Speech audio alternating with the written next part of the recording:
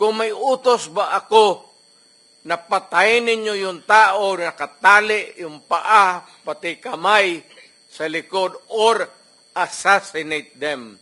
Ang sinabi ko, ganito, prangkahan tayo, encourage the criminals to fight.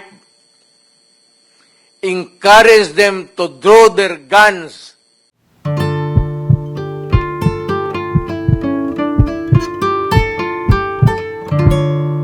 Senator, may I Yes, sir. Go ahead. interject?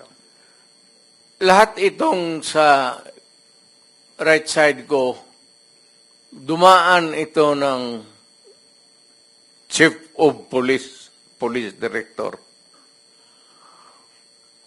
Puro commander ng death squad yan.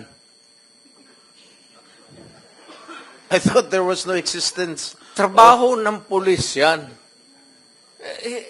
Literally, hindi mo sabihin ng death squad. Yung isang senador, yan ang nakaupo dyan, si Senator De La Rosa. Death squad rin yan.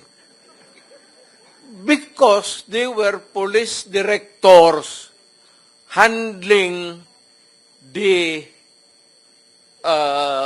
controlling crimes in the city. So, pag sinabi mong death squad, it's a very loose term na ginagamit mo lang parang gano'n isili. Lahat yan sila, ito, si Danao, ayan o. Nagdadasal kasi sa kasalanan niya siguro. Magkano bang, ilan bang pinatay mo? Dumaan yan. Ito, De La Rosa.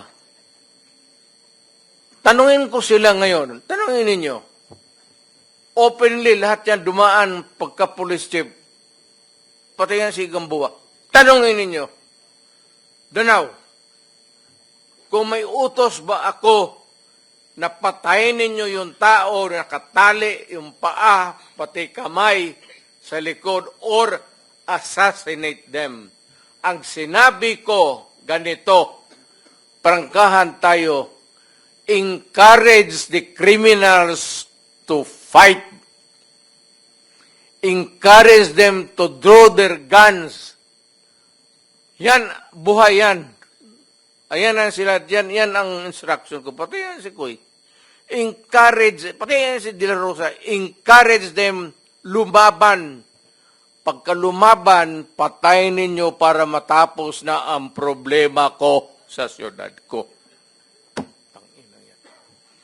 Noong na-presidente ako, ganun rin sa command conference. Diyan sa Malacanang. Yan ang utos ko. Bakit ko pagbigyan important? Mag-criminal, they go after the innocent people robbing. Mabutit na lang sana kung aakyat ng bahay. Mayor ako matagal. Aakyat ng bahay. Magnakaw. Re-rapin yung bata. Re-rapin yung babae tapos papatayin. Kung ikaw ang mayor, how do you deal with the problem? Ano kaya ang tingin ninyo sa...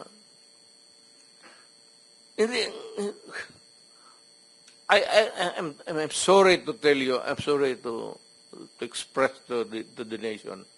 Unforgiving ako. Hardliner. Alam nila yan. Pati police alam nila. They are not ready siguro to talk about it. Sinabi ko yan sa mga police. Putang ina kayong mga police. Pag pumasok kayo dyan sa droga, kayo ang mauuna. Mr. Chair. No need to strike it out if that is the real way that the mayor then phrased his